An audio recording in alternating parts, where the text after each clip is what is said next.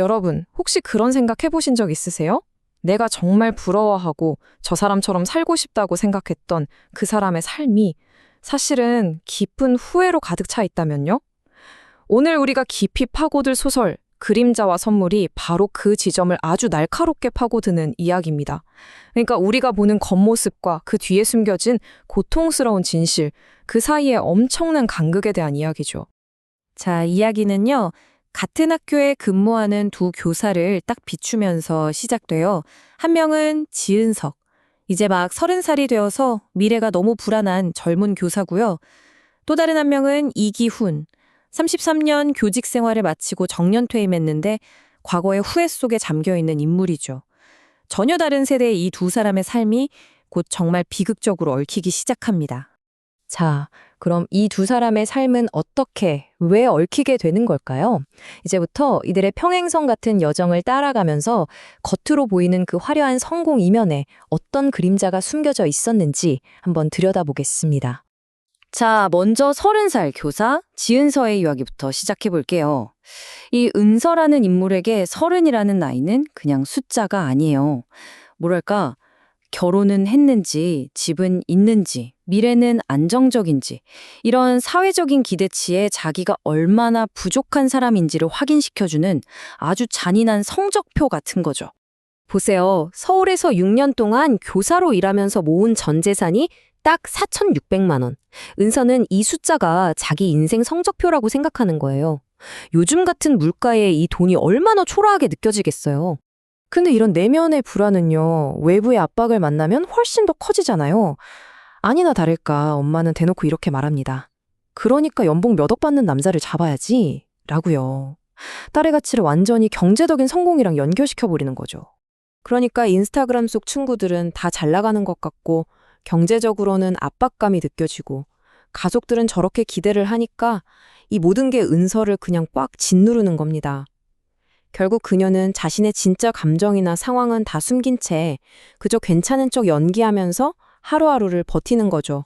자, 그런데 바로 그 똑같은 날 은서가 그렇게 선망하던 이물, 이기훈은 어떤 상태였을까요? 그는 33년간의 교직 생활을 막 끝내고 아주 깊은 공허함에 빠져들고 있었습니다. 겉으로 보기엔 그의 삶 정말 완벽해 보입니다. 성공적으로 경력을 마무리한 모두에게 존경받는 선생님. 하지만 그 속은요, 누구에게도 털어놓지 못한 후회로 그냥 가득 차 있었던 거죠. 사실 그의 인생은 죄책감이라는 토대 위에 세워진 성과 같았어요. 사랑이 아니라 책임감 때문에 시작했던 결혼, 수십 년 동안이나 이어온 비밀스러운 관계, 그리고 점점 멀어져만 갔던 가족들. 그가 보여줬던 그 성공적인 겉모습은 이 모든 어두운 그림자들을 가리기 위한 일종의 가면이었던 셈입니다. 아니, 그러면 대체 이 두 사람의 삶이 어떻게 연결되는 걸까요? 여기서 작가는 각인이라는 아주 흥미로운 문학적 장치를 사용해서 이 비극적인 오해를 설명합니다. 여러분, 각인이라는 말 들어보셨죠? 마치 갓 태어난 아기 오리가 처음 본 움직이는 대상을 무조건 엄마라고 믿고 졸졸 따라다니는 것처럼요.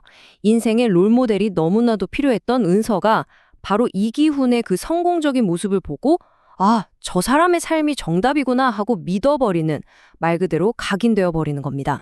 그래서 은서는 자기만의 인생계획표에 이기훈의 삶을 그대로 복사해서 붙여넣기 하는 거예요. 안정적인 직장, 화목해 보이는 가정. 왜냐하면 그 모습이 평생 이룬 게 없다고 생각했던 자기 아버지와는 정말 정반대의 모습이었거든요. 바로 이 지점에서 소설의 핵심적인 비극이 발생합니다. 은서의 눈에 비친 빛나는 롤모델 이기훈의 모습, 그리고 그가 실제로 겪고 있는 어둡고 고통스러운 현실. 이 둘 사이에는 정말 건널 수 없을 만큼 깊고 어두운 강이 흐르고 있었던 거죠. 그래서 기훈은 속으로 이렇게 절규합니다. 완전히 잘못된 각인을 했단다 라고요. 자신의 거짓된 껍데기를 보고 따라오는 은서가 마치 낭떠러지를 향해 걸어가는 것처럼 보였기 때문이죠. 정말 안타깝죠.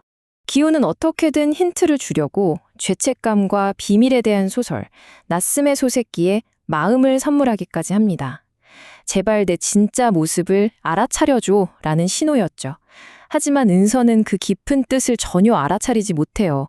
오히려 역시 멋진 분이야 하면서 그의 사려 깊음에 더 감동하고 이 비극의 아이러니는 점점 더 깊어만 갑니다. 자, 이제 이쯤 되면 소설의 제목, 그림자와 선물, 이 무슨 뜻인지 감이 오시죠? 소설에서 말하는 그림자는 바로 우리가 감추고 싶어 하는 진짜 현실이에요. 돈 문제라던가 과거의 상처, 실패했다는 느낌 같은 것들이죠. 그렇다면 선물은 뭘까요? 바로 그 어두운 그림자를 용기 내서 직면했을 때 비로소 얻게 되는 고통스럽지만 꼭 필요한 진실 또는 나 자신을 제대로 알게 되는 것, 바로 자기 인식을 뜻합니다. 결국 이 소설은 우리 모두에게 이렇게 묻고 있는 겁니다. 여러분, 우리는 다른 사람의 삶을 얼마나 제대로 알고 있을까요? 그리고 더 나아가서 혹시 여러분이 애써 외면하고 있는 여러분 자신의 그림자 속에는 어떤 선물이 숨겨져 있을까요? 겉으로 보이는 화려한 모습 너머에 있는 그 사람의 진짜 이야기를 들여다보라는 아주 깊은 울림을 남기는 소설입니다.